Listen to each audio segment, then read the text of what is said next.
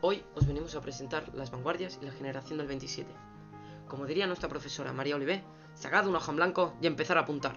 Cuando hablamos de las vanguardias nos referimos a los movimientos artísticos que suceden en Europa en el primer tercio del siglo XX. Debemos tener en cuenta que los vanguardismos tratan de acabar con las normas morales y estéticas anteriores, suponiendo una visión novedosa y original del arte y de la literatura. El vanguardismo fue una revolución. Este movimiento vino de Europa y después empezó a extenderse hacia las Américas. Desafiaba al modernismo, romanticismo y a los otros movimientos anteriores. Alcanzó una gran fama durante el inicio de la Primera Guerra Mundial. Se conoce como vanguardias históricas a los estilos artísticos que aparecieron en la primera mitad del siglo XX. La escultura y la pintura participaron en los mismos supuestos. Es más una actitud que una estética. Se abandona la imitación de la naturaleza para centrarse en el lenguaje de las formas y de los colores. Es la reconstrucción mental de la obra, exigiéndole al espectador una actitud ante la obra de arte. Los estilos dejan de ser internacionales para pasar a ser características de un grupo de artistas. De este gran movimiento surgieron nuevos movimientos: el expresionismo, el fauvismo, el cubismo, el futurismo, el dadismo y el surrealismo. El elemento de estos movimientos tenían en común buscar romper el pasado respetando la libertad. Para poder entender el desarrollo de las vanguardias debemos dirigirnos a tres acontecimientos políticos del siglo XIX: la construcción de la Segunda República Francesa, 1848, y la construcción de la Tercera República Francesa, 1871, y después la Primera Guerra Mundial, 1914. Estos hechos provocan una reacción intelectual en contra de la sociedad de la época. Surgen diferentes ismos: futurismo, dadismo, cubismo, constructivismo, ultraísmo, surrealismo, suprematismo, rayonismo, etc. Diversas corrientes vanguardistas con diferentes fundamentos estéticos, aunque con denominadores comunes. La lucha contra las tradiciones procurando el ejercicio de la libertad individual y la innovación.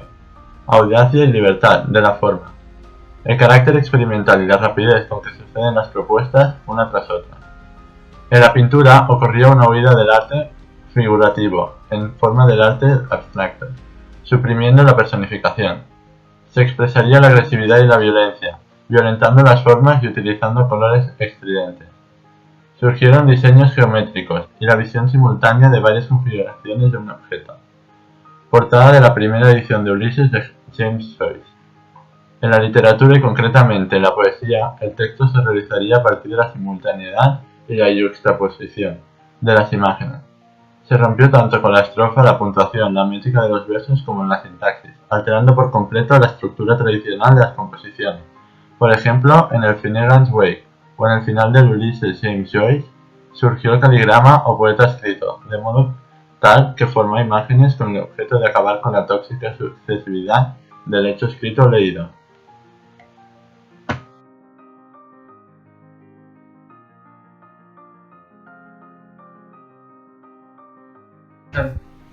Juan Ramón Jiménez Mantecón fue un poeta y profesor universitario español en la lengua castellana. Fue galardonado con el Premio Nobel de Literatura en el año 1956. Nació el 23 de mayo de 1881 en la ciudad de Moguer, población situada en la provincia de Huelva. Estudió la carrera universitaria de Derecho por exigencia de su padre, aunque no la finalizó.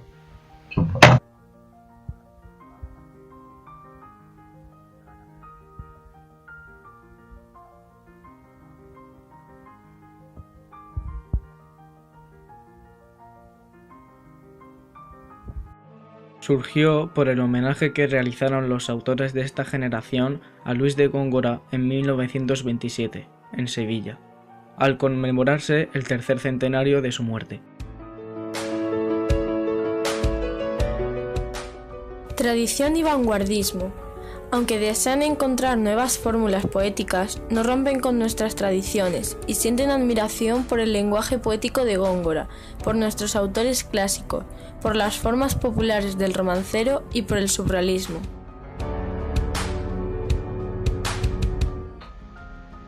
Otro de los autores más importantes fue Pedro Salinas. Pedro Salinas Serrano nació el 27 de noviembre de 1891 y murió el 4 de diciembre de 1951. Fue un escritor español y se hizo conocer por su poesía y ensayos. En el contexto de la generación del 27 fue uno de los mayores poetas. Al concluir la guerra se exilió en Estados Unidos, hasta que murió de cáncer. Su poesía es como un ahondamiento en la realidad. Hay 3 elementos clave en su poesía: la autenticidad, la belleza y el ingenio. Él renuncia casi siempre a la rima y prefiere el verso corto. Por eso se hizo conocer a su sencillez de versos. Las obras más importantes son Presagio, Seguro, Azar, Fábula y Signo. Miguel Hernández Gilabert, oriuela del 30 de octubre de 1910, nació en Alicante y murió el 28 de marzo de 1942. Fue un poeta y dramaturgo de especial relevancia en la literatura española del siglo XX. Aunque tradicionalmente se le ha encuadrado en la generación del 36, Miguel Hernández mantuvo una mayor proximidad con la generación anterior, hasta el punto de ser considerado por Damaso Alonso como genial epígono de la generación del 27.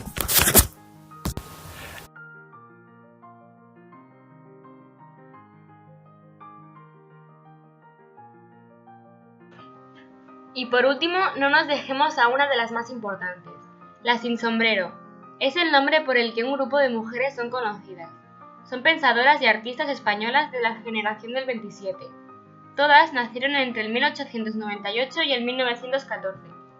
Su nombre significa el gesto de quitarse el sombrero en público que protagonizaron Maruja Mayo, Margarita Manso, Salvador Dalí y Lorca en La Puerta del Sol. Ellas estaban abiertas a nuevos conceptos de modernidad y las corrientes de vanguardia. Recuperaron la tradición popular. Reflexionaban sobre la iconografía propia de la feminidad. Empezaron a imponerse fórmulas como autora, pintora, etc.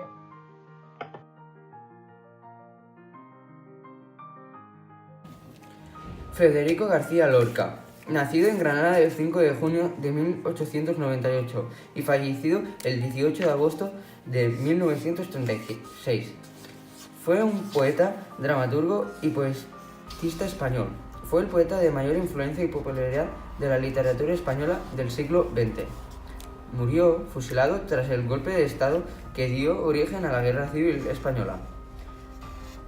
Fue su madre quien le fomentó el gusto a la literatura, ya que era profesora de escuela. Durante su adolescencia se dedicó más a la música. Todo conocía como músico y no como escritor. Además, escritor y músico, también participó en teatro poético y en prosa.